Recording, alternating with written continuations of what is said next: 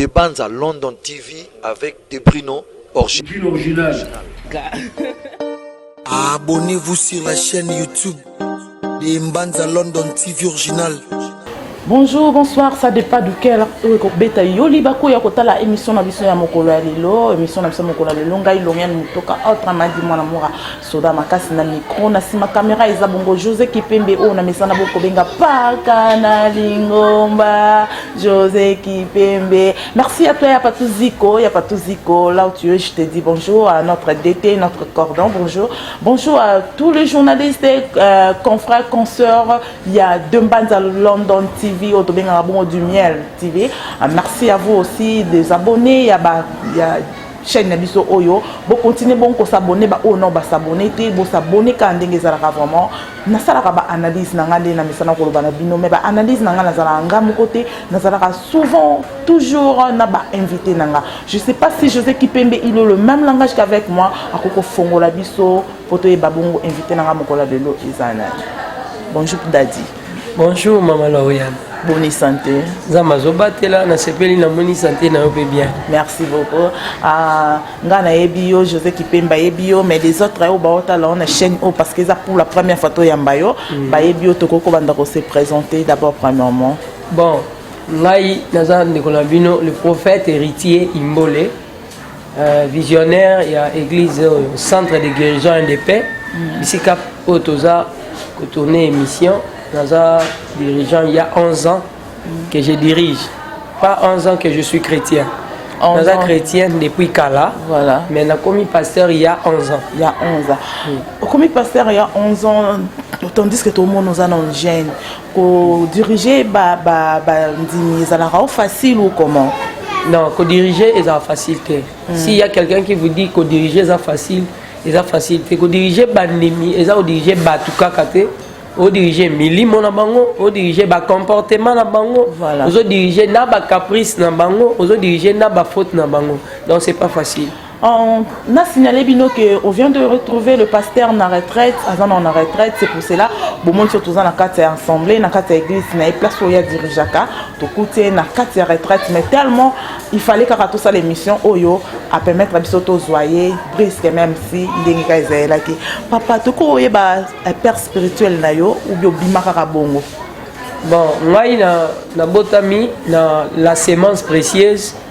Papa n'a dans la foi parce que le père spirituel va te dire ça père spirituel il a nzambe moro voilà on a père dans la foi. Merci. Parce que bagoboto na molimo te babotio na kondima voilà tata ya batunyo so molimo nzambe mais tata na ngai ya kondima na vie chrétienne comme on est bishop Francis Imbole un grand frère na propre donc ngani na landi yenemta Laksinga Yesu yemta pesinga Yesu yemta batizenga après que na uta ko bela makasi na mambo ya musique profane parce que naza artiste na mettre la guitare na marapé tant papa na maman bakufi je me suis désorienté directement ko que no luka moeni na rosomba lipa et puis musique voilà ya comme manga na banzela oyo na ba prochaine émission na opesa ba témoignage wana ya okota pose ozo moi oye banana orchestre mo amener faut que simba ba vraiment rendre to ebi des ça là océan tient na poche voilà tu vas singa après pesio vertige kwei na kufara nga déjà yesu akio ndanga la coma c'est mon grand frère propre na ya misinga yesu et na saleli yesu ti pe abenga na lotomo boy o saleli yesu ti lelo abengi yo na lotombo ndengo lobi lotombo je sais pas lingala ngwezanga un peu lotombo c'est-à-dire ministère abenga la ministère. Pourquoi on peut percevoir différence il y a un ministère pour comme on a trop de jeunes besoin embrasser kaka monde il y a prophétie différence c'est un ministère ils ont ndengeni bon rôle que c'est ni tous dans 5 ministères où ils ont ministère prophétique ministère apostolat pastoral doctorat et puis évangélique so na mina expliquer nyonso wana et aux attentes moi tamingi voilà mais pas prophète baza bato ba avertisaka ngala zaki na lotomo il y a ministère apostolat na prophétique mais papa o a consacré nga pasteur Arthur Kalala à mon akine plutôt qu'il faut pas consacrer nga comme prophète pas prophète pardon mais prophète par ministère parce qu'il y a ce qu'on appelle les dons prophétiques et les ministères prophétiques. Voilà. Tout ce qui m'ont prophétisé, comme si prophète, on a des places ces erreurs. Il y a des prophètes, pas des prophètes, mais il n'a pas les dons de prophétie. À prophétiser parce que la meilleure prophétie, c'est la parole du Seigneur. Être prophète ne veut pas dire prophétiser à tout moment. Non, c'est pas ça être prophète. Un prophète des ministères est là pour avertir les peuples de Dieu. Voilà. Parler de Dieu. Voilà. Promulguer le loi du Seigneur. Montrer aux gens qui est Dieu. C'est ça un prophète. Parler de la sainteté de Dieu d'abord. Non, ça va tout ça, c'est pas être prophète. Voilà, tu as dit ça. Oui, voilà. Question il faut est-ce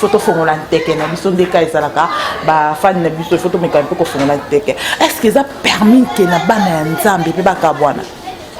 Oui, selon les Écritures, oui, bana nzambe bako kabwana départ déjà Genèse et la Bible tina suka nango kutu nazui Genèse musika nzambe na Satan bakabwana. L'Éternel Dieu lui-même et le diable se sépara.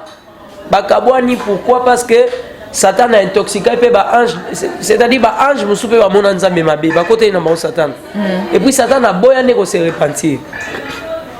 Amoni ke na sali nga bien. Je dis ezana ba quand le diable Satan a boy na ye abi na rotika la so servir à te. Il fallait quoi yaka na mabele moko. Il fallait Michael la ko saka ko isemo. Ezana ba ange musu ba le gars na mona simali si faire ba bito ke na yo poto moni mabe nzambe. Ouais. Donc là ce que Satan a tia comment Satan a linga suko se repentir teo azonga azaka mwana parce que trouva cause à la Satan bien. C'est pour dire ce qui na lola Satan na yemoro Lucifer nanzam ba se sépara. Pourquoi pas na mabele pe ba toi se séparer? Abraham noko ya Lot. Discussion comme entre ba séparation monsieur za biso mi balenga na yote maman Lauriane. Mais bato tozo en charge va créer ba problème moi est-ce que tous assoient ensemble les athées. Voilà. Oui. Donc à cause de bateau, à cause de la responsabilité, moi tous assoient ensemble les autres. Séparation monsieur Rosa par rapport à obédience au mutazanango. Par rapport à niveau mutakomi nango ba responsabilité comme nango. To ko vanda soute il faut to kabwana. Mais ma beza manière ya ikabwanelinde. Nous étant chrétiens, tous a ba manière il faut to kabwanela. Manière au kabwana so comme séparation na division à la fois wana ikomabe. Wana ndekomabe. Vous de pasteur, vous de ministère, vous avez dirigé pourquoi je dis ça? Pourquoi peine à poser question à la séparation? Le tout monde a bongo avec Mukuna, avec son frère ou Ezabongo Vassilom. Non, c'est pas son frère, son fils. Son fils. Ok, d'accord, avec son fils François Mutombo Vassilom. Le lo bakabwani. Bakabwani ko kabwana yango directement tout le monde yango na ba média le secrétaire général a déclaré que non il faut quitter alongola kombo ya SK donc ça va bien ya SK et bana ya SK kalembelembe balobi que non et ko sala mabongo te comment biso bato to talanga bino to landanga bino to kutaka bino bozo ko kabwana ga bongo biso to salani. D'accord. Donc na sepe na suka na ndo biso to salani.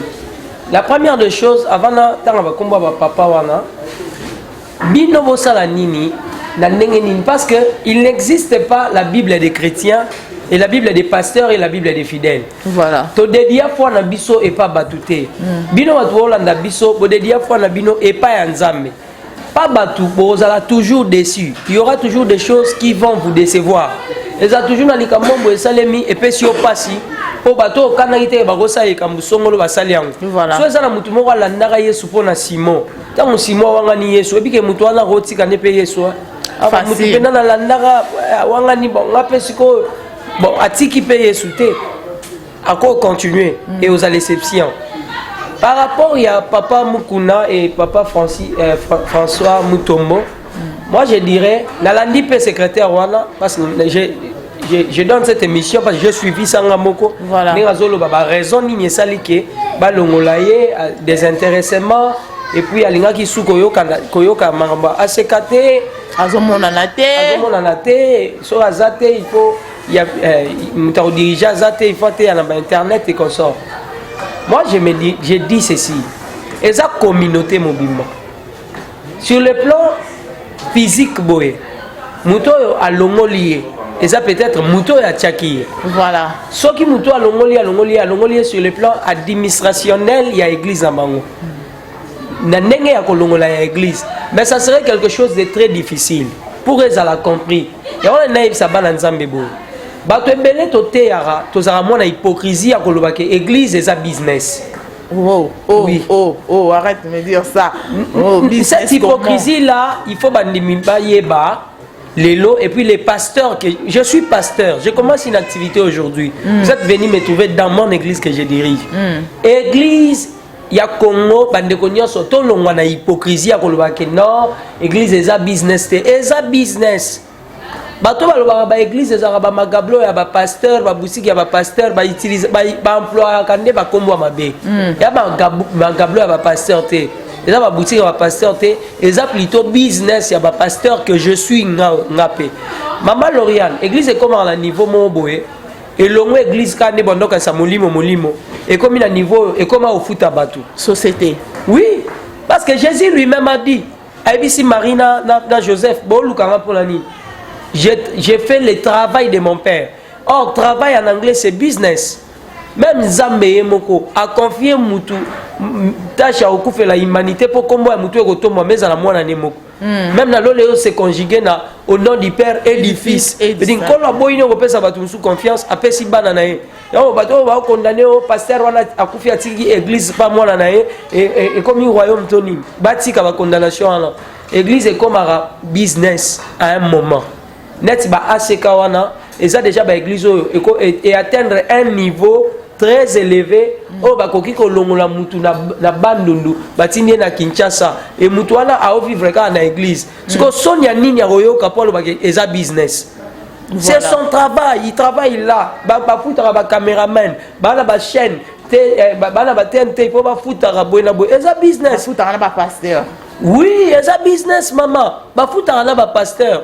Bafutaka c'est la chaîne nanga et que YouTube azo futanga pourquoi parce que na komi na ba abonné belé musala nzambe ne pesinga na Congo lo détruit biso ba pasteur ya mboko c'est l'hypocrisie et dire autre chose à la place de la chose qu'il faut. Voilà. Et logo esali bongo likama molimote bakaboni pour la molimote. Il y a des intérêts lucratifs à l'intérieur. Voilà. Il y a des problèmes, il y a ba mbongo, ba problème, il y a ba mapangu, ba problème, il y a ba instrument, ba problème, il y a ba document. Voilà. Il n'y a même pas question du Saint-Esprit à l'intérieur.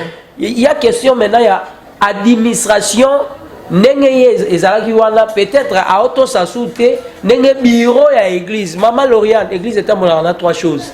Il y a le spirituel, il y a l'organisation, place pour locataire, et aussi il y a les moyens. Voilà. Mais dans des réalités, il y a des cellules, il y a des églises, il y a des extensions, extension. Je crois que papa François Moutomota m'appelle ça qui est extension. Et ça qui n'a plein roté, et ça qui n'a niveau en laté, et ça qui n'a nombre à ma panne en laté. Voilà. Si vous à travailler ma casse.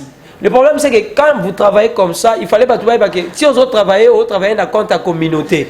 Mais il y a ce qu'on travaille dans compte à communauté. À quel moment on est comme yaye? Oui. Pour les zapper eza pe ndenge nini yo wana yo batioka wana travail comment koma ya yo te eko koma ya ye po soki kaka yenda travail ki wana epesa ki ye makoki ya kosomba kuna ya kosomba boye en plein wana c'est difficile de lui séparer avec les fidèles à gagner ba fidèles yo pesa ki était yo pesa ki ye mukanda ke no sala aseka au pesa qui est fidèle au yatéité, au pesa qui est confiance ou à gagner pas tous les lotés. C'est difficile de se séparer. La place, c'est quoi administration comme le problème, il y a un place parce qu'il peut quitter oui, à l'ongé à ce cas, à Keinae. Mais à Tigeli Binoni, au monde qu'ils vont finir peut-être en la justice. Oui, comme à Baoué la maman pangu, voilà. Mikanda, mais Baoué la bandimité parce que mon dimo a dit qu'il n'a pas sous la foi. Je suis voici l'homme, je suis voici l'homme, je suis voici l'homme. Ça peut arriver dans les écritures et comment ngalaza mutua Jean, ngalaza mutua Boé. Et ça et Salema. Onésime, Apollos, Barnabas, ils avaient leurs disciples. Jean-Baptiste avait ses disciples à lui. Voilà. Ouais, et Salema. Et c'est Congo, la Kinshasa, na Bissombo, les gens comprennent mal les choses et ils interprètent mal. Mais bon, ça, ça fait ma bébé, pasteur. Maman Lauriane. Non, Barokoma, et ça logique, et ça les mains. Moussous, te goya, soussou. Même Bana, on a la zone dirigeant. Ne voyez, mission, beaucoup de moi, ça baffle. Et comme à un moment, moi, à l'ongoué, n'a été. Le problème, c'est que papa n'a biso ne pas supporter en plaire na biso, ba supporter toke ne musika. Je vais vous dire une chose, bandeko bola na la télévision. Et ça, âge moro boy mutaza sou enfanté comme un fils. Et voilà. Tu peux pas venir me dire aujourd'hui tu dois coucher avec ta femme à la maison, je m'excuse. À moi, si na bali, c'est moi de conduire ma femme. C'est pas parce que tu es mon père, tu me diras tout ce que je dois faire avec ma femme. Vous voyez?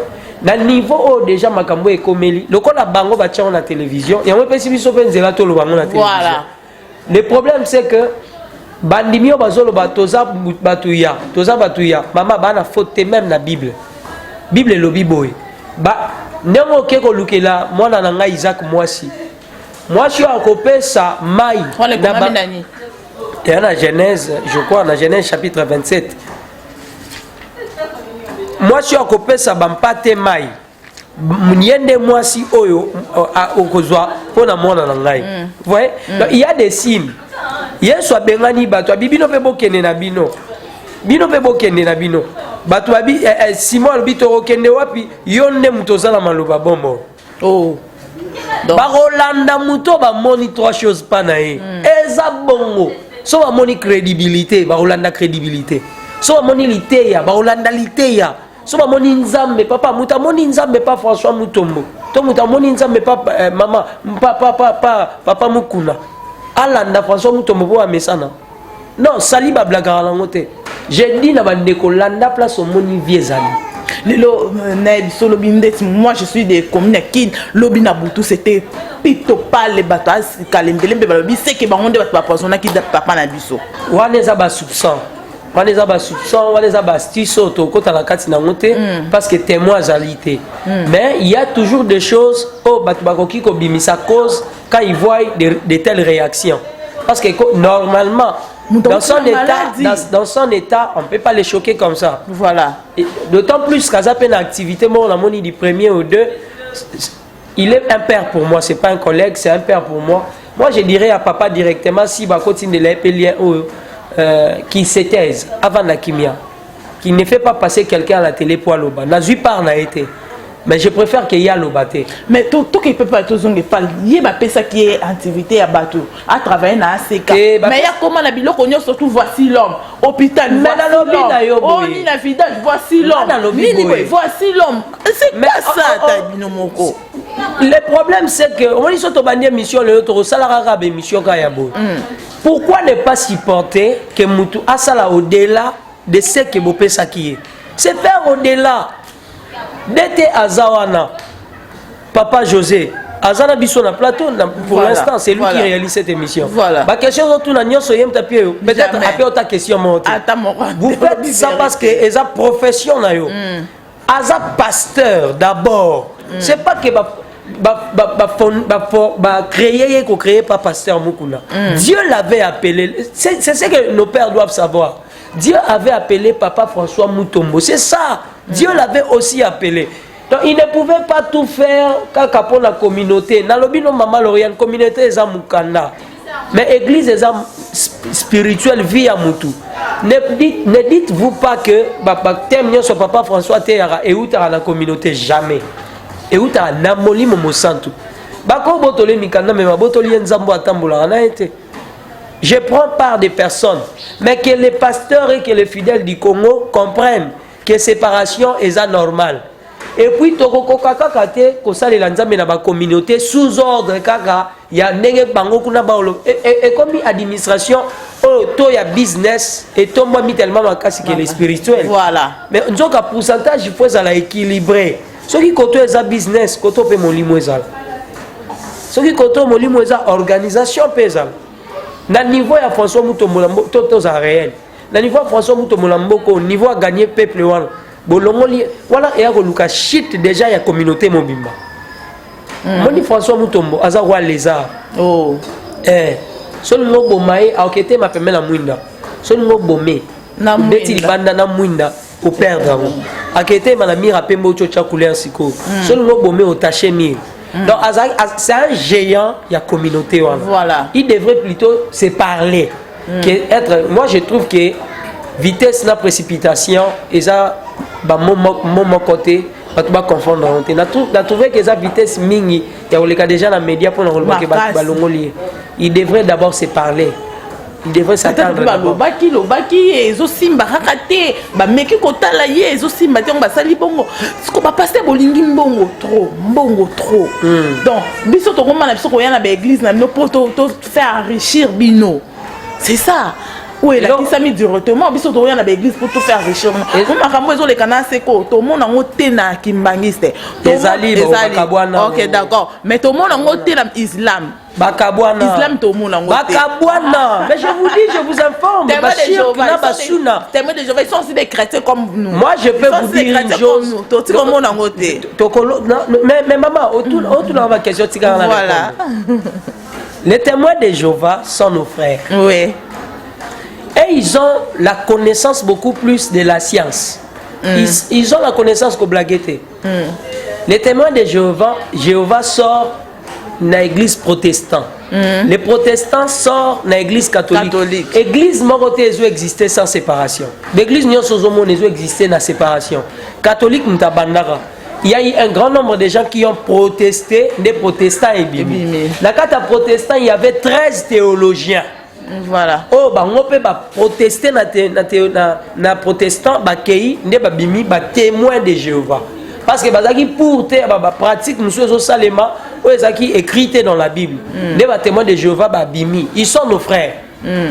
Bien que toi, la conviction, mon côté sur Jésus, pour Bisso, nous croyons que le Christ, Seigneur. Il y a d'autres réveils, d'autres genres de réveils qui disent Jésus-Christ est Seigneur. Chez moi, je prêche mes enfants que Jésus-Christ est Seigneur. Il existe le vrai Dieu Elohim, qui n'a jamais descendu sur terre. Voilà. Jésus est le chemin où nous pouvons passer pour voir l'éternel, selon ce que la Bible dit. Mais quand vous dites que Jésus n'est pas Dieu, chrétien Congo juger sans lire la Bible. On peut dire que Jésus n'est pas Dieu, il est fils de Dieu, il est notre chemin, l'avocat auprès du Père. Quand la Bible dit avocat auprès du Père, c'est qu'il existe un Père. Voilà. Ouais, il existe un Père où lui, il est l'intermédiaire de l'homme et Dieu. Tant que l'objet que papa témoin de Jéhovah est raté, c'est question d'organisation. Congrégation à congrégation, à la manière de s'organiser, c'est ça le problème. Olobi sous point en tout cas awa na balanzambe na ba pasteur bolanda ngai maman Lauriane to souffra la likambo ba tu balobara ba pasteur to zo enrichir bino voilà to zo enrichir bino merci lelo pour la sisa likambo pour la bande komi balemisa to ba olanda. Pourquoi vous dites que vous avez enrichir biso? Par exemple nga on a vandiao, je suis licencié en droit, je suis un avocat, maintenant kenara na baroté. Parce que Dieu m'a imposé ce travail. Maman nangai, tout na ba pasteur mususu, mais bon ba pasteur ba na l'église na Ntsele, na Bibwa, na Maluku, na Malueka, ba na ba kiti, na ba chera mabe, ba sala kit na bougie. Bon mona ba ngote ke a sa kit na bougie bongo, na ki chaka bongo a souffrir ma otika musala te poni bango beaucoup misara bangote. Mais boya nga ko loba na biso que besoin enrichir biso, c'est question d'organisation maman nangai. Église a opé sa offrande naïe. C'est la loi de la Bible qui est donnée. Nagat 6 partagez vos biens. Bisote mtotia kiango. Soki yo kabeli ngai 100 €. Ngana bina somba wolo. Ozo enrichir ngana nini. Oh, mais on a sombi on a place. Ça dépend de la conviction. Et Bible lobby bien que kabola na muto azote yo. Papa pasteur, tu ko soni. Musalo tolie la ngotolia na ngoli susu. Même Christ Jésus lui-même atamola na mabelete pour anita ngoko à Jérusalem. Pour la que ngala bato to ane mote ngai fo bachanga la punda. Patandelanga maputa. Mais parce qu'il est Dieu. Lui il était Dieu, mais nous méritons l'honneur. Nous aussi nous méritons l'honneur. Maman tante aussi dans la baptême kokeopé sa baptême. Vous savez que maïeza monde mobima, il y a des sirènes. On va voir dans la maï. Token en spirituellement raté to longoli sirène. Bangando banyoka bazala. Vous ne voyez pas les risques au pasteur bazo. to oganga butu moi to lezo swa biswa tozo kufa ba jeune ta ebele ba oyelo ba dime minene te tant to yara na musala nzambe so moni pasteur mo akoti musala nzambe po ayebi ka olia c'est que nzambe benga ete ah voilà c'est nzambe benga ete voilà to kota ka webi te ko olia mais dans le bien maman ta graine so semer en il faut un jour au bougaté voilà to sema pe ba jeune to sema pe ba prière so ina la tiketch ma be donc biso photo te akaka bokunda biso ka ba pauvre et ça la sonité que Joseph d'Arimathie a disciple caché à Yesu ndia kundi Yesu.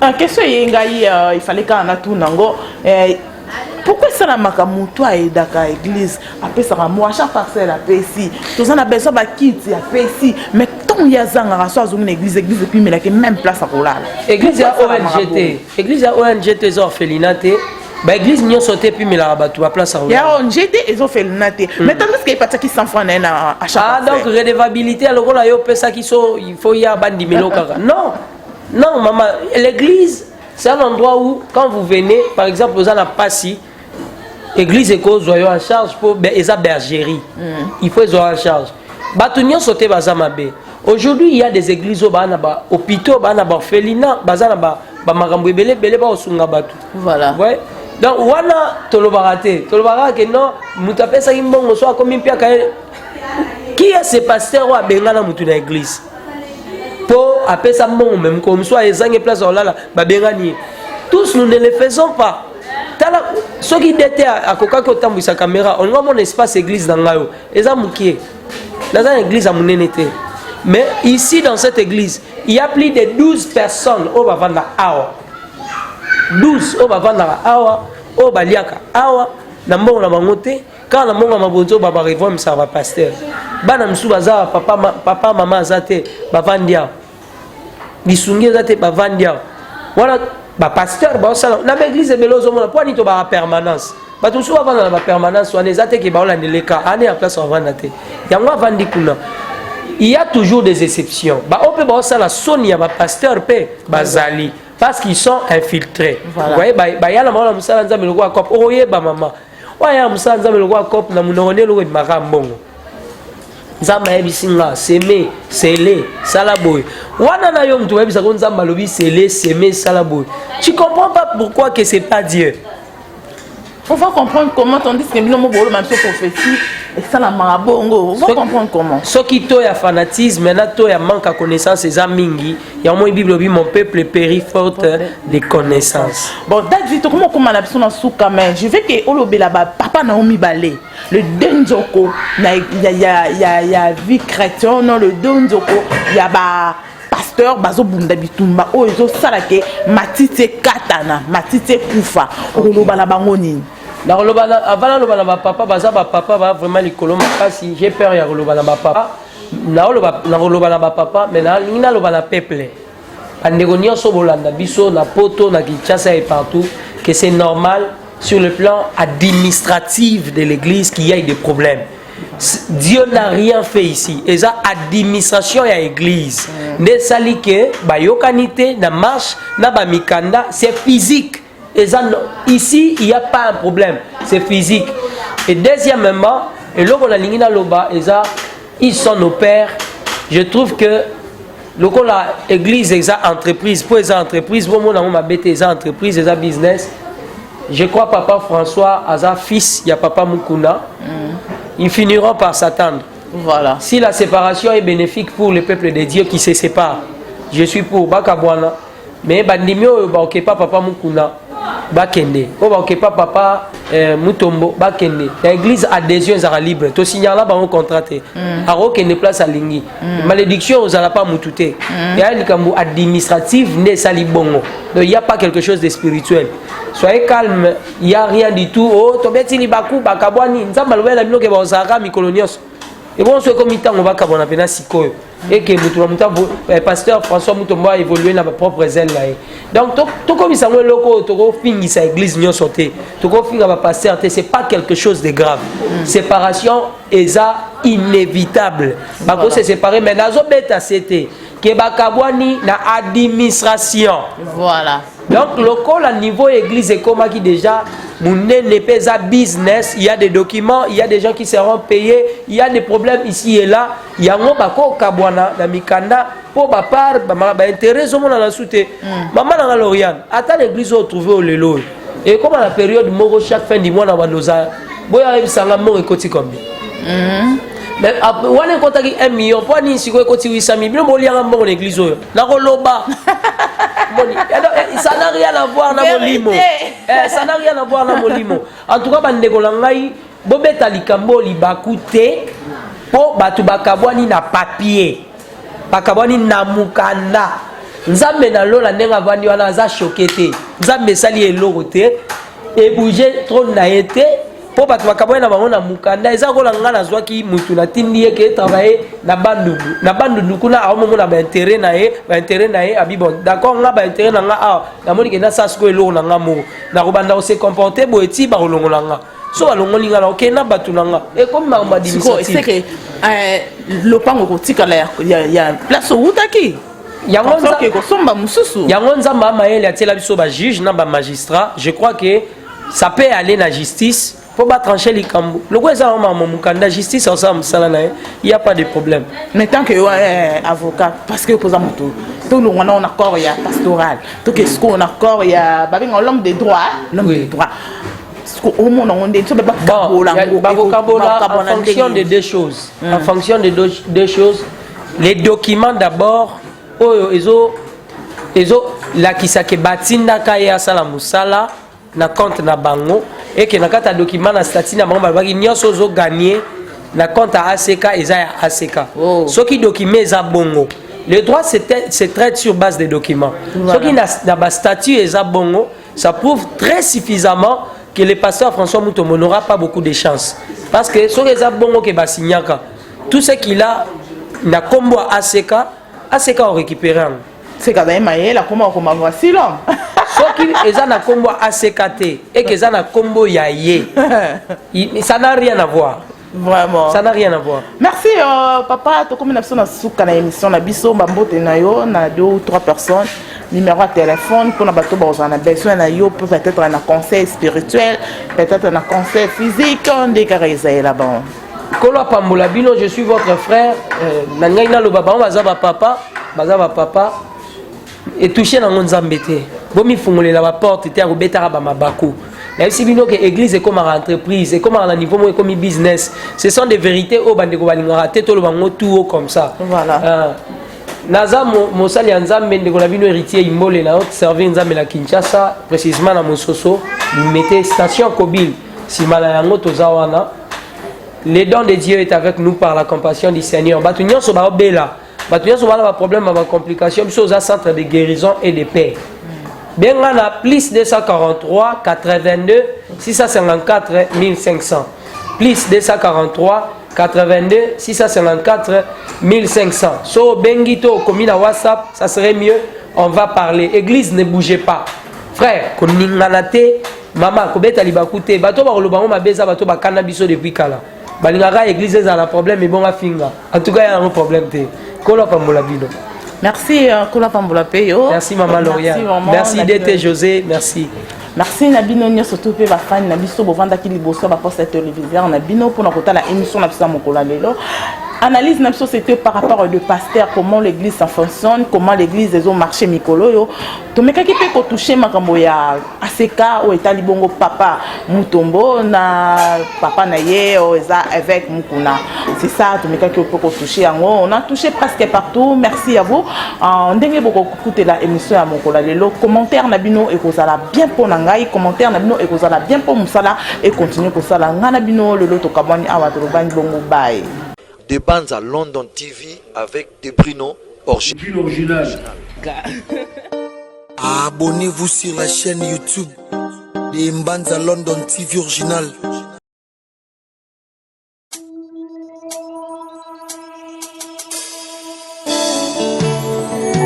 Ma vie se présente comme un projet devant l'Éternel. Ce qu'il a commencé dans ma vie, il finira toujours par le concrétiser au nom de Jésus. Nalelaki na Yahweh, Nzambe abiki sangai.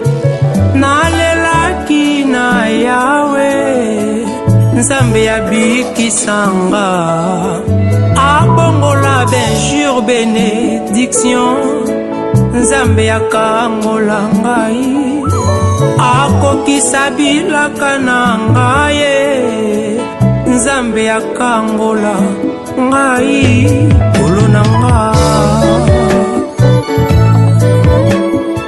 Je suis comme David dans la brousse, Samuel achenga mafuta atana zamba projet kokisa makaka na kombo na Yesu. Nalelaki na Yawe Nzambe abikisa ngai nalelaki na Yawe Nzambe abikisa ngai abongola benjure bénédiction Nzambe akangola ngai akokisa bilaka na ngai Nzambe akangola ngai kolo na ngai.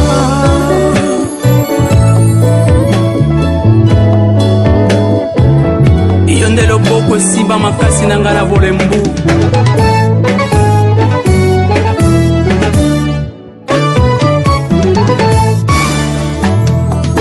nakati na konyokoma na ngai bato nyonso bana lokuta nazongisa nini na ntina mapambolo na epai na ngai tika na simba kombo na Yesu nde lobiko na bomoi na ngai. Alleluya.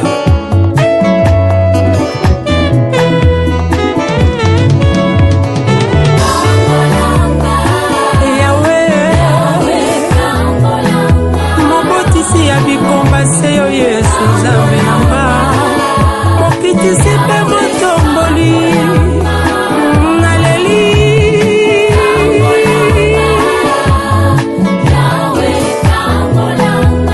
Yawe Nzambe nanga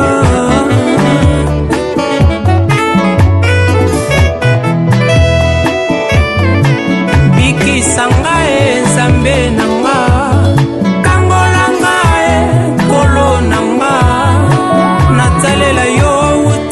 mwana nanga kino lelo na kimubange na ngai bikisa ngai nkolo nanga kangola ngai Nzambe nanga natalela yo utabo mwana na ngai kino lelo na kimubange na ngai Dawidi aloba tikala komona te moyenge bene oyabwaka malibela Yonde elikia na ngai Yonde makasi na ngai Yonde avoka na ngai Mokaza makambo ya bomoi na ngai Yaka osalisa ngai